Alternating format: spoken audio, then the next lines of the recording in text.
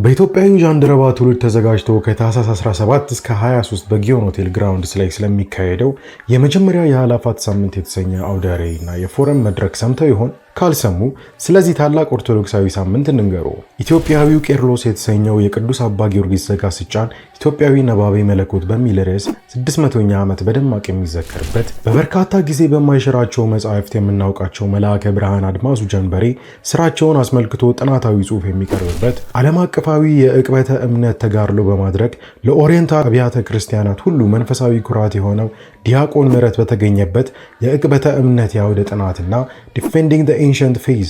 የተሰኘው መጽሐፍ ተመርቆ በኢጃት አሳታሚነት ለአንባቢያን በአውደ ርዕዩ ላይ ለሽያጭ የሚቀርብበት እና በየዕለቱ በሚካሄደው አውደ ጥናት ላይ በዓለም አቀፋዊ ችግሮች ላይ ያተኮሩ ርዕሶች ላይ ሁለት ዕውቅ ምሁራንና በተለያዩ አርዕስት ላይ ልዩ ልዩ ጥናቶች በመምህራን የሚቀርብበት፣ ለተወለደው ንጉሥ በንጹሕ አንደበታቸው ዝማሬ የሚያቀርቡበት፣ የሕፃናት አእላፋት ዝማሬና አስተማሪና አዝናኝ መንፈሳዊ ጨዋታዎች በጃን አግናጢዮስ አዘጋጅነት የተሰናዳበት፣ ኦርቶዶክስ ክርስቲያን በሆኑ ቢዝነስ ኦነርስ መካከል የሚደረግ የንግድ ትስስር መድረክ፣ ኦርቶዶክስ ቢዝነስ ኔትወርኪንግ ኢቨንት እና